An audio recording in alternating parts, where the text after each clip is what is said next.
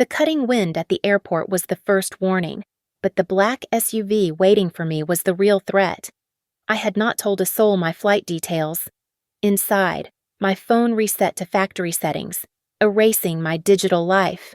At home, my husband slid divorce papers across the table, claiming my pregnancy made me unstable. He thought he was stripping me of everything, unaware I had just inherited a $50 million war chest. My name is Claire Whitmore, and standing on the frozen concrete of the Des Moines airport tarmac, I felt older than my 32 years. The wind cut through my coat, biting at the skin stretched tight over my 7-month pregnant belly. I had just buried the woman I believed to be my adoptive mother, the only family I had left in this world. I expected to take a cab, to have 30 minutes of silence to process the grief pressing against my chest. Instead, I saw the black SUV. It was the Halston family car, idling at the curb like a hearse waiting for a second body. I froze. I had not sent my flight itinerary to anyone. The rear window rolled down an inch, revealing nothing but tinted darkness. The driver stepped out. It was not the usual service driver. It was one of the company security guards my husband employed. "Welcome home, Mrs. Halston," he said, opening the door with a practiced, hollow politeness. I flinched. At Redfield Alloy and Devices, I was Ms. Whitmore. I had built that company from the ground up, keeping my name to keep my identity. Being addressed by my husband's name felt like a correction, a warning. I climbed inside because the wind was hurting my face, and the door locked automatically the second it shut.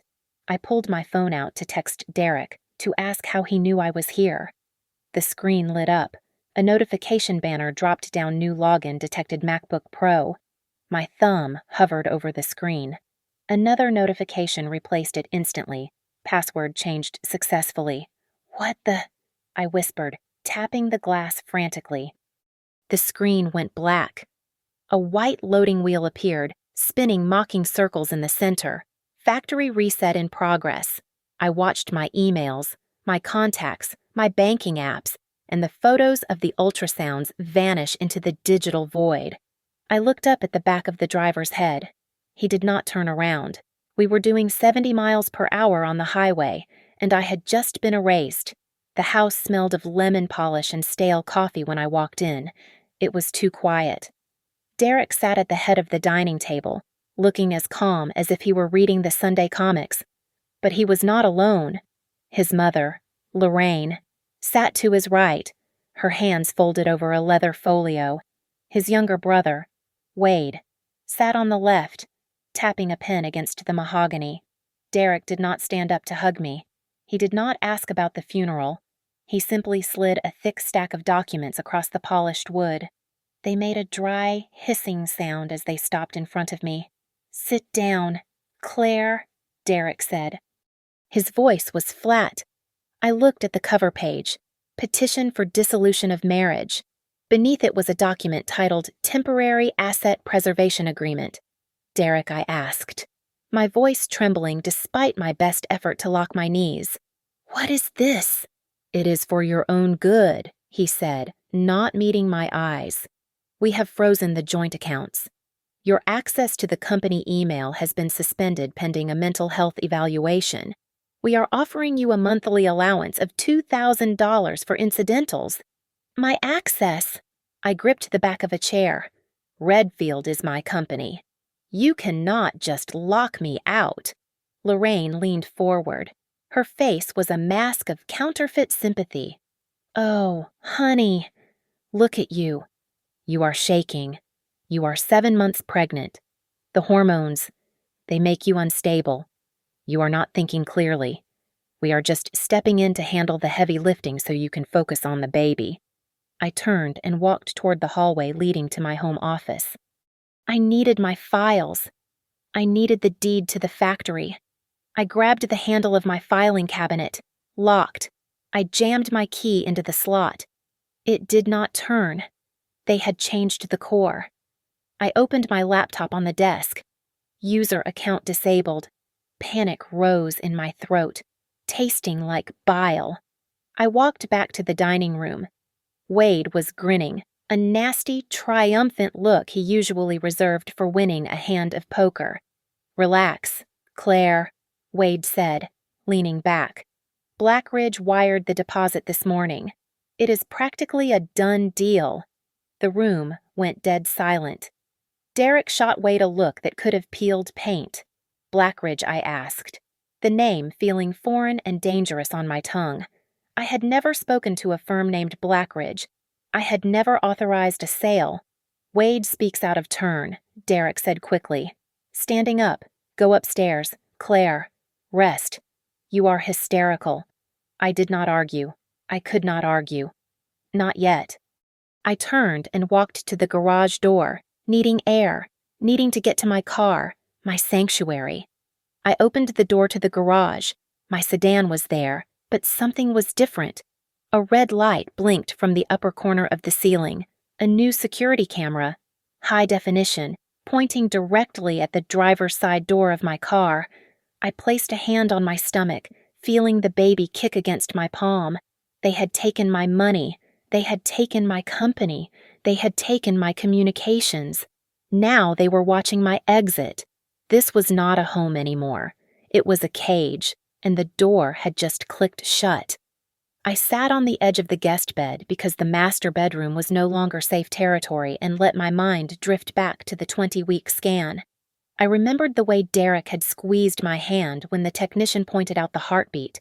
He had looked at the monitor with tears in his eyes, whispering about building a nursery, about how we were finally a real family. It was a perfect performance. I realized now that he was not looking at a child. He was looking at an anchor that would weigh me down while he stripped the copper wiring out of my life. I looked at my hands. These hands had built Redfield alloy and devices from a failing garage workshop into a premier medical component manufacturer. Redfield was mine. It was not marital property. It predated the ring, the wedding, and the lies. Yet, as I sat in the dim light of the guest room, I felt the cold realization of how he had dismantled my defenses. I remembered the morning sickness. It had been brutal, leaving me curled on the bathroom floor for hours. Derek would come in with ginger tea and a stack of documents. "Just sign here, babe," he would say, smoothing my hair back. "It is just updated liability insurance for the house and some beneficiary adjustments for the life insurance. You rest. I will handle the boring stuff." I had signed. I had signed because I was vomiting bile and he was the doting husband taking the load off my shoulders. I closed my eyes, trying to recall the text on those pages. Had there been a power of attorney buried in that stack?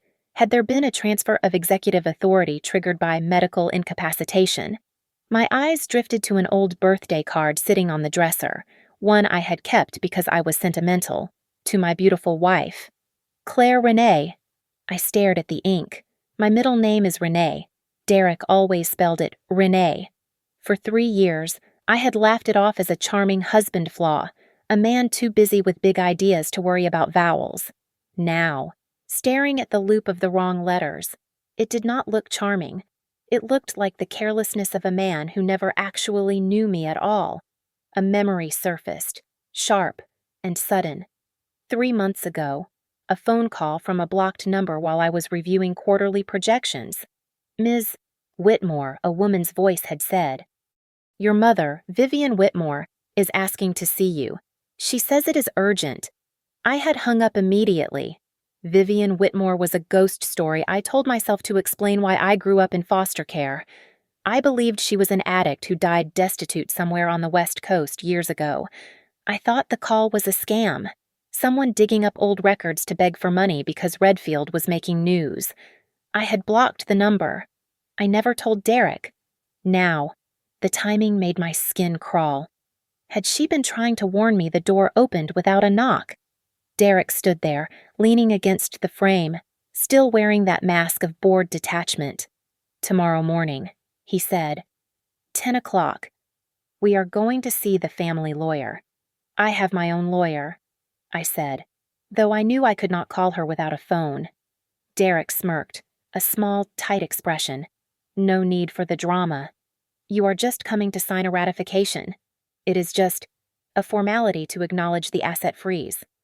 Standard procedure during a separation involving a pregnancy. And if I don't go, then the freeze remains indefinite, he said, shrugging. And you have no access to cash. Think about the baby. Claire. You need to buy vitamins, don't you? He closed the door.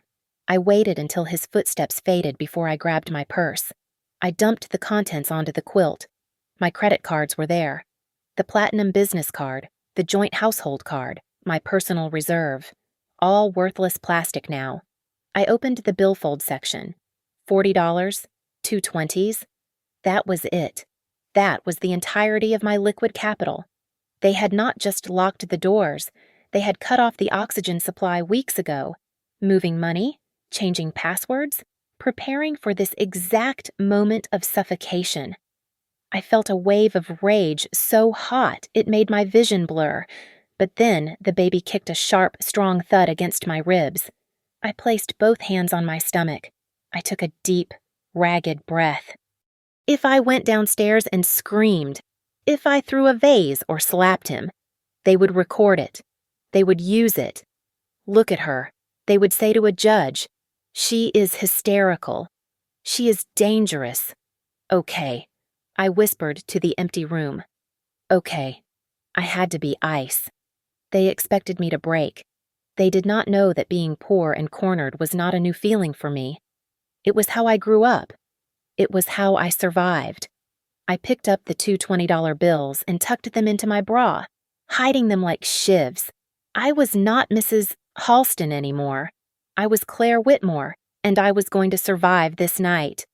I drove straight to the industrial park, my hands gripping the steering wheel so hard my knuckles turned white.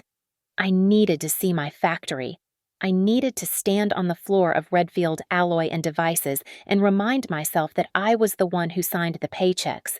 But as I rounded the corner, I slammed on the brakes. The steel sign bearing the company name my name was gone, covered by a heavy gray tarp that snapped violently in the wind. The gatehouse, usually manned by old Jerry with his thermos of coffee, was occupied by a stranger in a tactical uniform. I rolled down my window.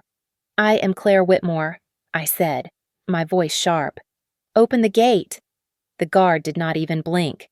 He looked down at a clipboard and then back at me. "I have a directive here.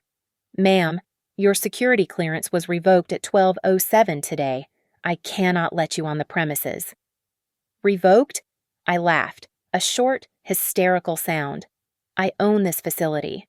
Who revoked it, administration?" he said simply. I saw movement behind the gate.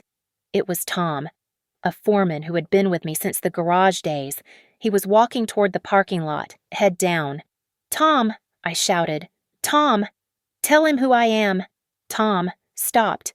He looked at the guard through the chain-link fence, and for a second, I saw genuine fear in his eyes. He walked close to the fence but did not look at my face. "Go home, Claire," he whispered, his voice barely audible over the wind. They held a meeting. They told us you signed the voluntary transfer. They said it was for health reasons, that the pregnancy had affected your mind. You know that is a lie," I hissed. "I have a mortgage." "Claire," he said, finally looking at me with wet, apologetic eyes. "I am sorry." He hurried away. I looked at the guard booth again. Taped to the glass was a printed notice. I squinted to read it. Notice of Strategic Restructuring. It outlined a mandatory reapplication process for all staff effective Monday, under the guidance of Blackridge Capital. And there, at the bottom, was the signature that made the air leave my lungs. Derek Halston, Interim Managing Partner. I had never created that title. I had never appointed him. He was not just stealing the company, he was creating a fake narrative of distress to justify selling it for parts. If he controlled the narrative, he could sell Redfield for pennies on the dollar to Blackridge, and I would be left with nothing but the debt. I threw the car into reverse and sped away before I did something that would violate the restraining order I knew was coming. I drove straight to the downtown branch of my bank. I walked to the teller. Sliding my ID across the marble counter. I need to make a withdrawal, I said. Cash. $5,000. The teller typed for a moment, then frowned. She typed again. Then she looked up, her expression shifting from customer service polite to guarded. I am sorry. Mrs. Halston, she said. This account is frozen. Why, I demanded, loud enough that people in the line behind me shuffled their feet. There is a court order on file. A temporary restraining order regarding financial assets filed this afternoon. It flags all joint and individual accounts as disputed marital property pending a hearing. I walked out of the bank, my legs feeling like lead. I sat in my car and reached for the thick envelope of documents Derek had shoved at me earlier. I had been too shocked to read the fine print then, but now I tore through the pages under the dome light. I found the affidavit Derek had submitted to the judge. The respondent, Claire Whitmore, has exhibited erratic and impulsive financial behavior due to advanced pregnancy. I flipped the page to the financial disclosure appendix. My eyes scanned the list of assets he was claiming right to: the house, the cars, the savings, and then, at the very bottom, buried in a list of potential future assets, was a line item that made my blood run cold. Beneficiary interest. The Whitmore Meridian Trust. I stared at the words. I had never heard of a Meridian Trust. My mother, Vivian, was supposed to be a destitute addict who abandoned me. I had told Derek that story 100 times, but here it was, listed in a legal filing.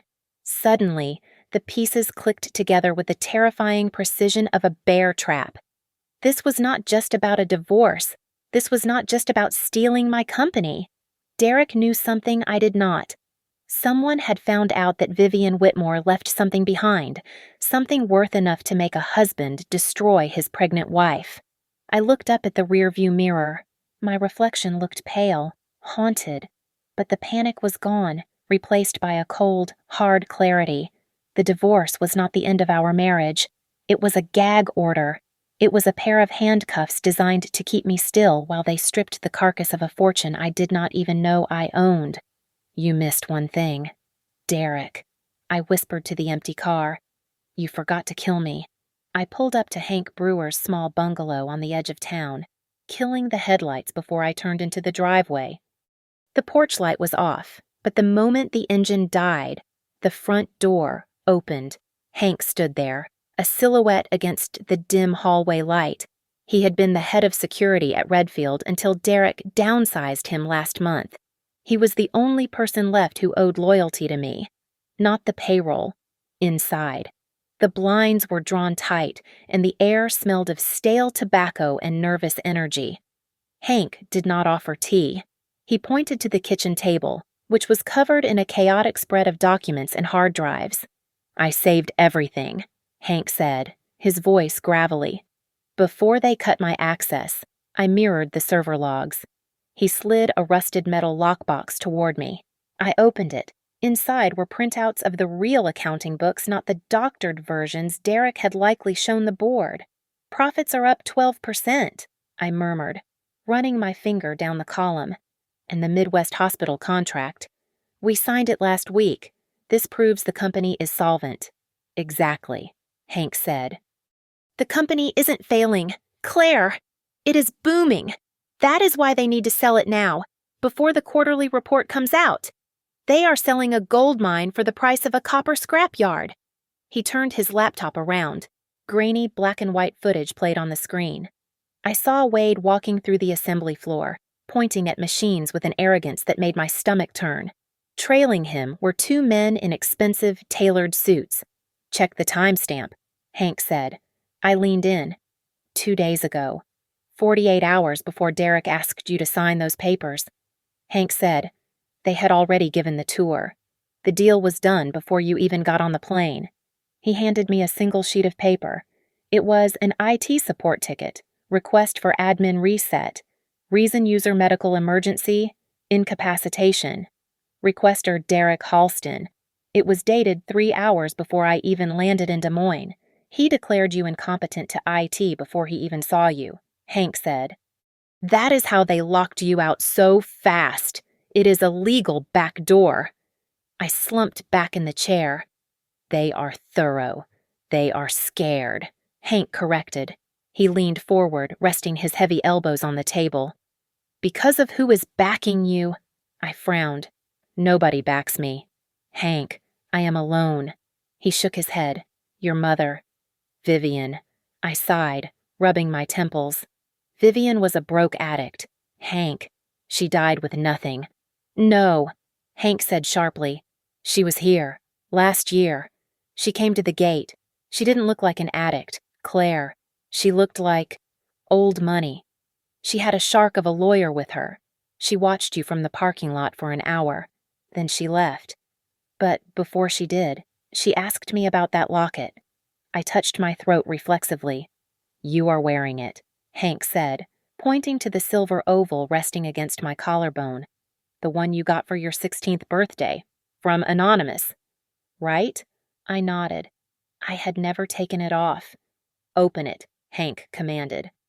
Not the picture side. The back. There is a catch under the hinge. I saw her checking a diagram of it.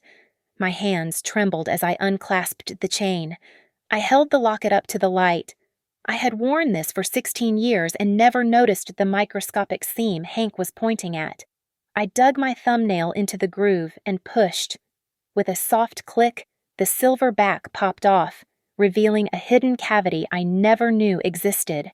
Inside sat a small, flat key, cold against my skin, and a sliver of folded paper.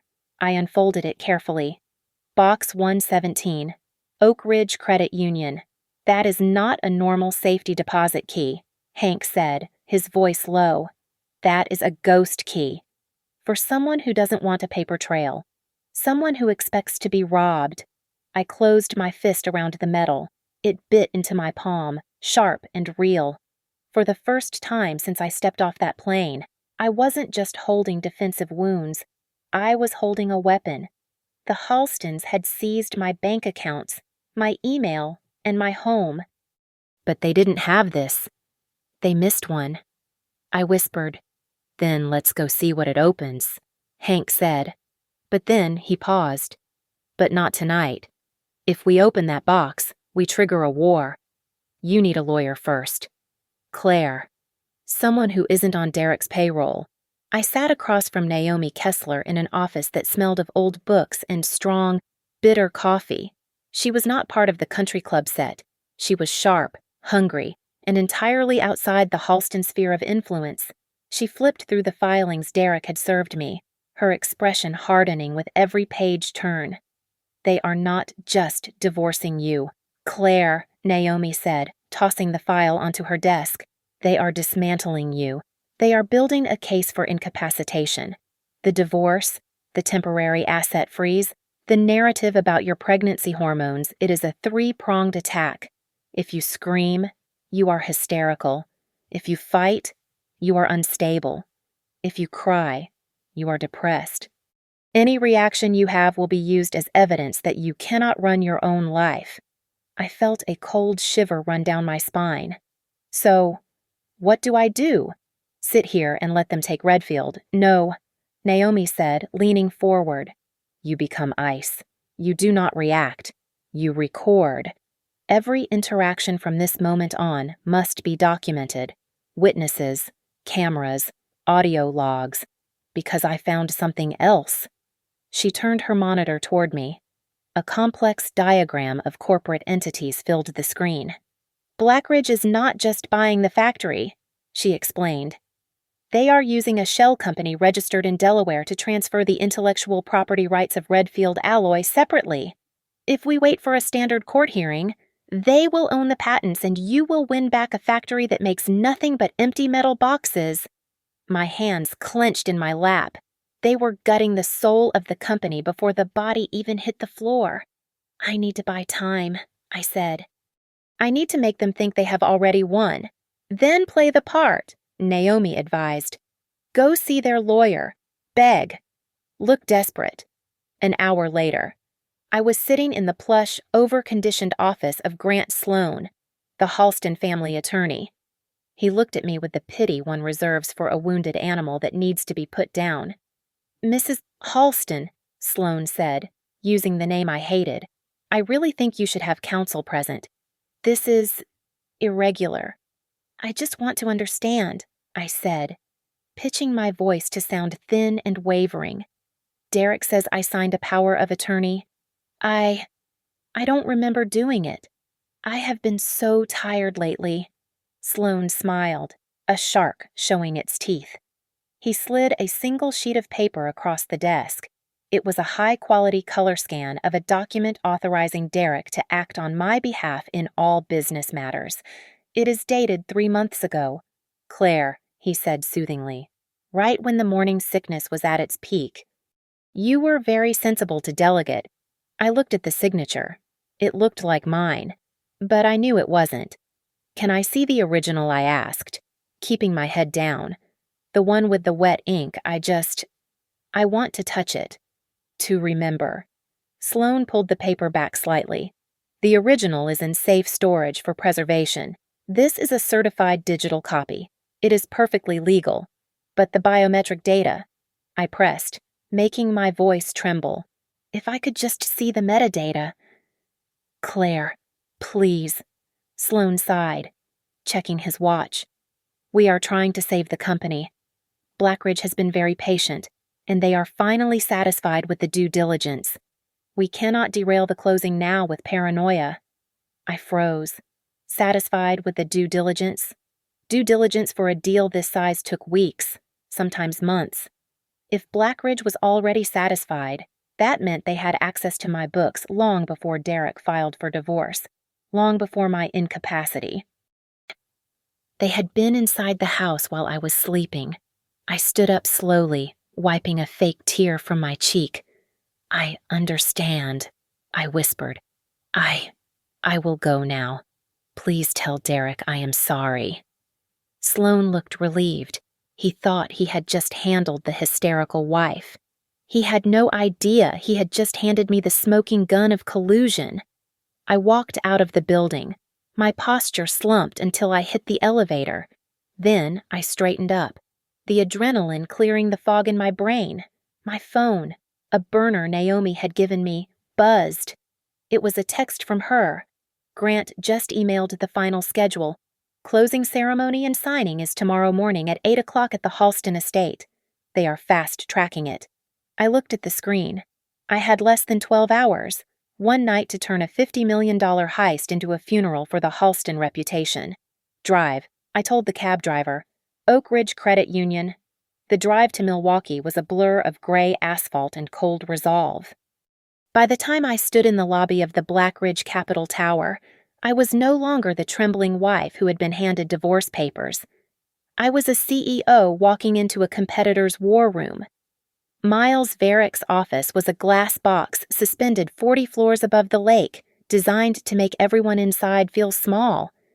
He did not stand when I entered. He sat behind a desk that probably cost more than my first car, scrolling through a tablet with the indifference of a man who bought companies the way other people bought groceries. "Mr. Varick," I said, my voice cutting through the silence of the room. "You are closing on Redfield Alloy tomorrow. I am here to tell you that you are buying a stolen car. My husband forged my authorization. If you proceed, you are complicit in fraud." Miles finally looked up. He had eyes like polished stones, utterly devoid of empathy. He did not look surprised. He looked bored. "We conduct thorough audits, Mrs. Halston," he said, leaning back in his chair. "If there are domestic disputes regarding the proceeds, that is between you and your husband. We buy efficiency, not emotion. It is not a domestic dispute when the seller does not hold the title," I countered, stepping closer to the desk. "I never signed an intent to sell. I never authorized the valuation." Miles sighed, the sound of a man dealing with an unruly child. He opened a drawer and slid a heavy, cream-colored document across the glass surface. "A waiver of conflict and intent to sell," he said. "Signed and notarized 4 months ago. You have been on board since the beginning. Claire." Do not pretend you developed a conscience just because the check is finally clearing. I looked down at the document. The signature was blue ink, the loop of the C perfectly mimicking my style. It was a masterclass in forgery. My heart hammered against my ribs. But then my eyes drifted to the printed name typed neatly underneath the signature line, Claire Renee Whitmore. My breath hitched. My middle name is Renee, Renee. But Derek, in his arrogant carelessness, had always spelled it with an A. He had typed this document. He had forged this signature. He had been so confident in his control over me that he had not even bothered to check my birth certificate or his own marriage license. That single letter was not a typo. It was a fingerprint. You see, Miles said, mistaking my silence for defeat. Ironclad. I looked up at him, and for the first time in days, I felt a spark of genuine triumph. This document is invalid, I said quietly. Miles's eyes narrowed. He leaned forward, his voice dropping to a smooth, predatory low. Listen to me. Claire, if you try to injunction this sale, I will not fight you in court. I will simply trigger the restructuring clause immediately. I will liquidate the assets, fire all 200 employees, and issue a press release stating that the insolvency was caused by your greed during a divorce settlement. You will not just be broke. You will be the villain who destroyed your hometown. Is that what you want? It was a brutal threat. It was designed to crush me. Instead, it clarified everything. I stood up, smoothing my coat over my stomach. You mistake leverage for power. Miles, I said, you just admitted you are willing to destroy value to cover a crime. You just turned a business deal into a hostage situation. And that is the one thing institutional investors hate more than a loss. I turned and walked out before he could respond. The wind off Lake Michigan hit me the moment I stepped outside, stinging my eyes. But I did not blink. I had walked in there looking for mercy, but I left with a weapon. A single misspelled vowel worth tens of millions of dollars was about to bring their entire house of cards down.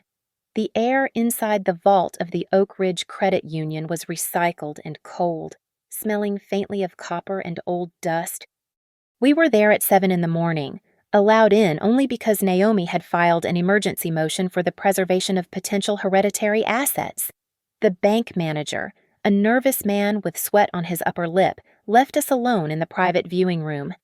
I sat at the heavy steel table, my hands trembling as I slid the flat silver key from the locket into the slot of box 117. It turned with a smooth, heavy click. I expected gold. I expected stacks of cash. Instead, the box contained only a thick leather binder and a single cream-colored envelope. I reached for the envelope first. My name was written on the front in a sharp, angular cursive that felt hauntingly familiar. I tore it open. My dearest Claire, the letter began, if you are reading this, I am gone, and if you have used the key from the locket to come here, it means they have finally betrayed you. Do not cry. Read Article 22. It was signed Vivian Whitmore. She knew, I whispered, passing the letter to Naomi. My mother knew this would happen. Naomi opened the leather binder. Her eyes scanned the summary page, and her jaw tightened. Claire, Naomi said, her voice dropping to a reverent whisper. This is a trust deed, the Whitmore Meridian Trust. Your mother did not die poor. The valuation of the assets here is $50 million. $50 million, Hank asked, choking on his own breath. But look at the structure, Naomi said, flipping pages rapidly. She put everything into a blind trust 2 years ago, and here is the kicker. The trust owns the intellectual property rights to every single device Redfield Alloy manufactures. The factory doesn't own the patents. Claire, the trust does. Redfield just has a revocable lease to use them. I stared at the documents. The realization hit me like a physical blow. Blackridge Capital thought they were buying a manufacturer of high-end medical devices. But without the IP, the factory was just a building full of useless machines. Read Article 22. I commanded. Naomi turned to the back of the binder. Here it is. Any transfer of ownership regarding the operational entity Redfield Alloy requires the wet ink signature of the primary beneficiary, Claire Whitmore. Absence of said signature renders the intellectual property lease immediately void and retroactive to the date of negotiation. She looked up at me, a fierce grin breaking across her face, and it continues. Any attempt to bypass this consent triggers personal liability clauses for the unauthorized signatories. They are buying a ghost, Hank said, grinning. If they sign that deal today without you, the factory loses the right to make its own products instantly. It gets worse for them, Naomi said, pulling out a secondary file. Look at these bank transfers. Monthly consulting fees of $10,000 going from your mother's accounts to a shell company called Blue Heron LLC. That is Lorraine's company, I said, my blood boiling. She uses it for her charity galas. It wasn't charity, Naomi said. It was hush money. At the bottom of the box was a small USB drive. Hank plugged it into his laptop. A video window popped up. My mother, Vivian, sat in a chair, looking frail but sharp-eyed. Claire, the woman on the screen, said, I am sorry I stayed away. I had to protect you. 6 months ago, your husband came to find me. He didn't want to meet his mother-in-law. He wanted a loan. He owes nearly $400,000 to bookies in Vegas. He asked for a quick solution to his cash flow problem. He offered to help me get close to you if I paid him. That was when I knew he would sell you out the moment the price was right. So I bought the IP underneath him. I built a trap. Now, it is up to you to spring it. The screen went black. The room was silent, save for the hum of the ventilation. Derek had not just stolen my company, he had tried to sell my life to cover a gambling debt. He had underestimated Vivian, and he had certainly underestimated me. I closed the binder and placed my hand on the cold leather cover. I was no longer the victim of a divorce. I was the executioner of a $50 million judgment. Pack everything up, I said, standing up. We have a closing ceremony to crash. The knock on the door of my motel room was soft, hesitant. I checked the peephole to see Derek standing in the rain, wearing a gray hoodie pulled low over his eyes. He looked nothing like the arrogant executive who had slid divorce papers across the table 48 hours ago. He looked like a college kid in trouble. I tapped the record button on my phone and slid it into my pocket. Iowa is a one-party consent state, and I was done playing by the rules of a marriage that no longer existed. I opened the door but kept the security chain latched. Claire, he said, his voice cracking. His eyes were rimmed with red. Please, let me in. It is freezing. I just want to talk. I still love you. I unhooked the chain and stepped back, leaving plenty of space between us. He walked in, dripping water onto the cheap carpet, and tried to reach for my hand. I crossed my arms over my chest. Talk, I said, cold and sharp. You have to sign the ratification. Claire, he pleaded, wringing his hands. Blackridge is threatening to pull the deal. If they walk, we lose everything. I am doing this for us. For the baby. For the baby, I asked, keeping my voice level. Is that why you locked me out of my email? Is that why you told Ite I was incapacitated? He flinched. I had to. I couldn't let you see the preliminary offers. You would have stressed out. The doctor said high blood pressure is bad for the pregnancy. I used the medical emergency excuse to reset your passwords just to give you a break. And the waiver I pressed, stepping closer. The one Miles Varick showed me. The one signed 4 months ago. I just needed to show them we were united. He stammered. It was signed Claire Renee Whitmore. I said, with an A. Derek looked down at his shoes, his breathing shallow. It doesn't matter. Claire. It is just a typo. I don't make typos with my own name. Derek, who typed it. It was my mother, he burst out, his voice rising in a whine. Mom typed it up. She said you wouldn't notice. She said if we backdated it to 6 months ago, the court would view it as a pre-existing agreement and bypass the divorce freeze. I felt a grim satisfaction settle in my gut. He had just admitted to a conspiracy involving his mother and confirmed the timeline. 6 months, I asked softly. You have been planning this since the first trimester. We had to save the family fortune. Claire, I have debts. You don't understand. Get out, I said. He looked at me, stunned. Claire, please, get out before I call the police. He fled into the night.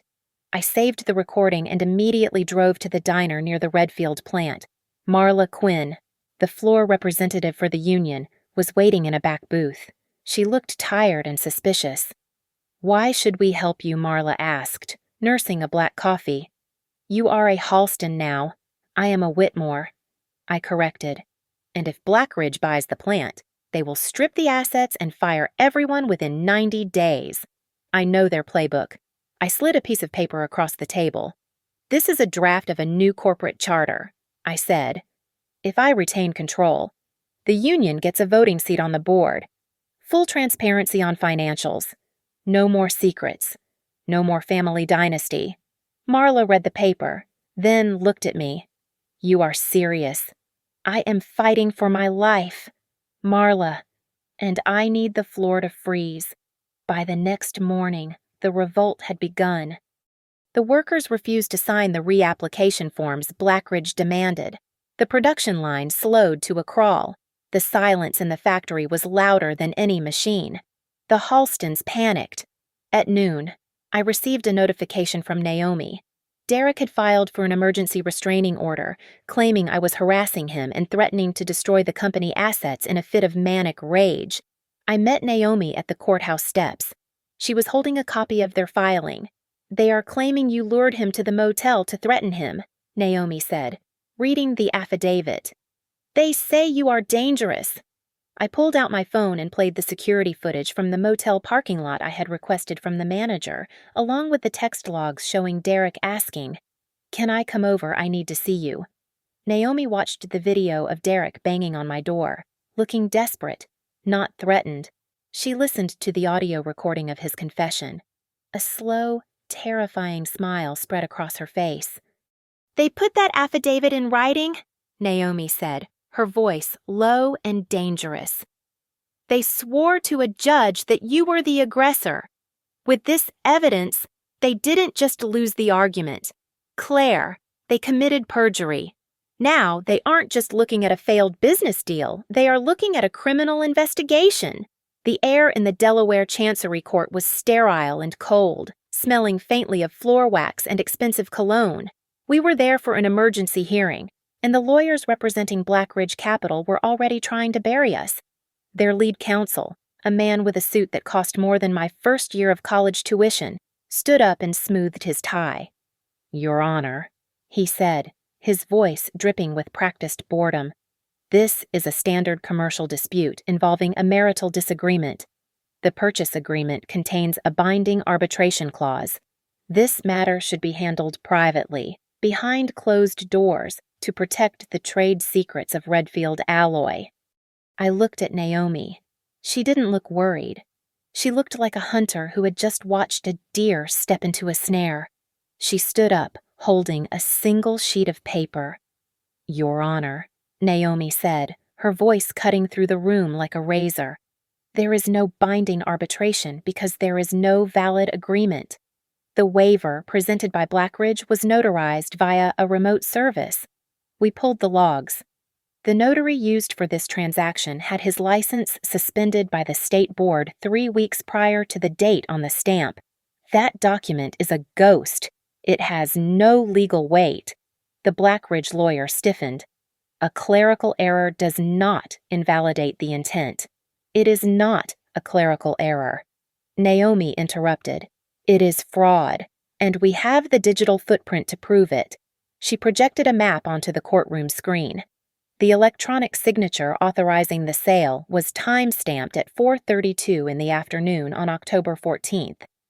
At that exact moment, my client was at a prenatal checkup in Des Moines, the IP address that executed the signature, however, belongs to a secure Wi-Fi network at a vacation cabin owned by the Halston family in Lake Geneva. Claire Whitmore was 200 miles away. The judge, a stern woman with reading glasses perched on her nose, leaned forward. Counsel for Blackridge. Do you have an explanation for why the seller was in two places at once? My client is a bona fide purchaser, the lawyer stammered, shifting his feet. Mr. Varick acted in good faith. He had no knowledge of any alleged domestic impropriety. I placed my phone on the table. Naomi nodded. We would like to enter into evidence an audio recording taken yesterday, Naomi said. She pressed play. The courtroom filled with the sound of rain and Derek's desperate, whining voice. Miles knows about the signature. He said it didn't matter. He said as long as we have the paper, he can handle the noise. He just wants the deal done before the quarter ends. The silence that followed was heavy enough to crush a man. The Blackridge lawyer went pale. Miles Varick was no longer an innocent buyer. He was a co-conspirator. Noise, the judge repeated, her voice dangerously quiet. He calls fraud noise. And that brings us to the Whitmore Meridian Trust, Naomi said, opening the heavy leather binder. Article 22. My client's mother anticipated this exact scenario. The trust stipulates that any arbitration clause regarding the transfer of Redfield intellectual property is automatically void if there is a credible allegation of forgery. The trust demands public adjudication. The judge did not hesitate. She slammed her gavel down, the sound echoing like a gunshot. Motion for arbitration denied. She ruled, I am issuing an immediate temporary restraining order freezing all assets of Redfield Alloy and the Halston estate. I am appointing a special master to conduct a forensic audit of all communications between Blackridge Capital and the Halston family. Preservation orders are effective immediately for all devices. The Blackridge lawyer was already furiously typing on his phone. He looked up, his face devoid of the arrogance he had walked in with. Your Honor, he said quickly. Blackridge Capital would like to cooperate fully with the investigation. We are prepared to turn over all internal emails regarding the Halston negotiations to prove we were misled by the seller. I watched them turn on each other. It took less than 5 minutes for the rats to start eating their own. Blackridge was going to throw Derek, Wade, and Lorraine to the wolves to save themselves. As we walked out of the courtroom, my burner phone buzzed. I looked down at the screen. It was a text from Lorraine. Darling, I know things have been tense, but we must present a united front for the press.